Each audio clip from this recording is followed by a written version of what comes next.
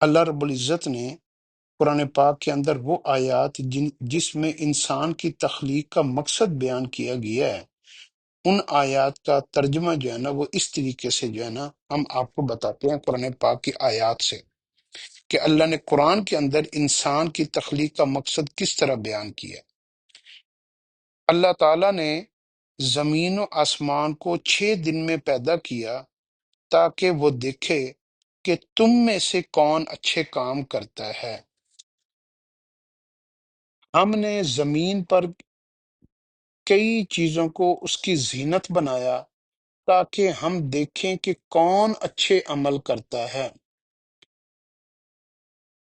میں نے جنوں اور انسانوں کو صرف اپنی عبادت کے لیے پیدا کیا ہے،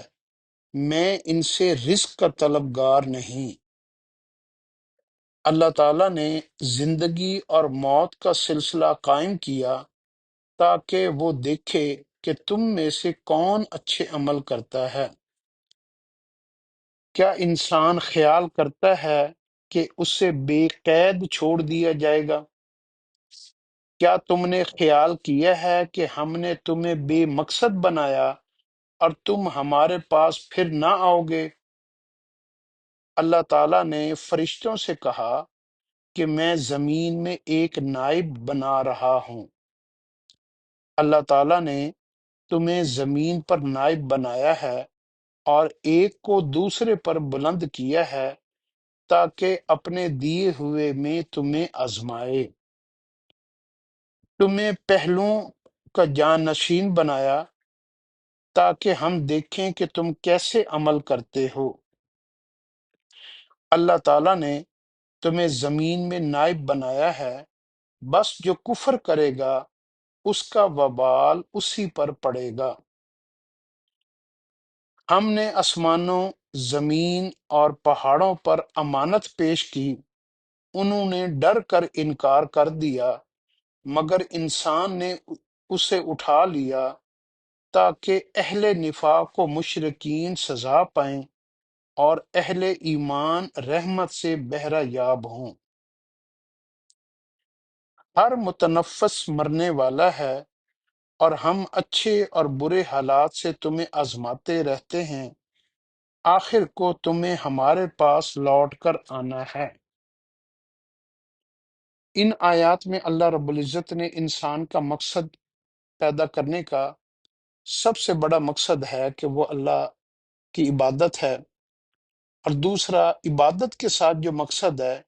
کہ ان کے اوپر مختلف آزمائشیں، پریشانیاں بھیجی جائیں گی، اور اس سے ان کے جو ہے نا ان کو ٹٹولا جائے گا، ان کو جو ہے نا آزمایا جائے گا، اور ان کو پرکھا جائے گا کہ وہ کس حال میں اللہ کو